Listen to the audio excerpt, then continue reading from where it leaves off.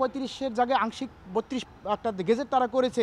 এই মুহূর্তে আমরা আমাদের পক্ষ থেকে সরকারকে সাধুবাদ জানিয়ে আনুষ্ঠানিকভাবে এই গেজেটটাকে আমরা দুধের পানি দিয়ে গোসল করে আমরা চিরতরে এখান থেকে সরে যেতে চাচ্ছি। আপনারা জানেন মামলা হামলা, তারপরে আপনারা জানেন কুত্তার সাথে শুয়ে অনশন করে জীবন বাজি রেখে এই আন্দোলন করেছি।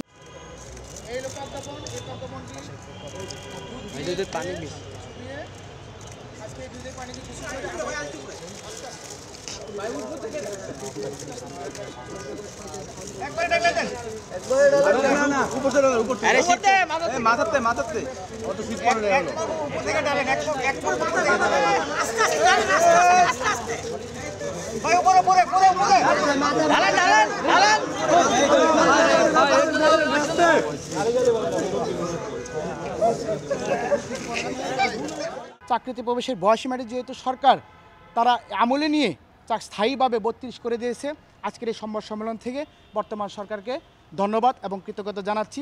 সেই সাথে আমি ব্যক্তি শরীফুল হাসান শুভ চাকরিতে প্রবেশের বয়সীমা 35 শিক্ষার্থী সমন্বয় পরিষদের আহ্বায়ক দীর্ঘদিনের দায়িত্ব পালন করেছি।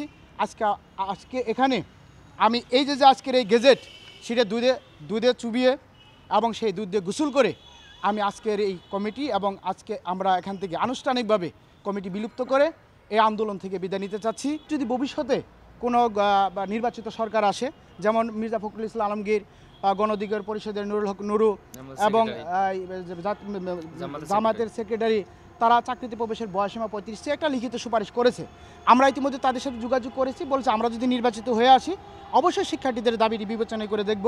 আপনারা জানেন মামলা হামলা, তারপরে আপনারা জানেন কুত্তার সাথে শুয়ে অনশন করে জীবন বাজি রেখে এই আন্দোলন করেছি। আন্দোলন করতে গিয়ে পরিবার সংসার অর্থ জীবনে সব কিছু এখানে বিসর্জন দিয়েছি।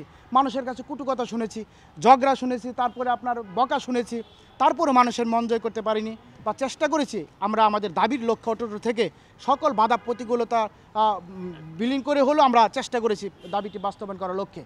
তবুও সরকার যেহেতু 35-এর জায়গায় আংশিক 32 একটা গেজেট তারা করেছে, এই মুহূর্তে আমরা আমাদের পক্ষ থেকে সরকারকে সাধুবাদ জানিয়ে আনুষ্ঠানিকভাবে এই গেজেটটাকে আমরা দুধের পানি দিয়ে গোসল করে আমরা চিরতরে এখান থেকে সরে যেতে চাচ্ছি।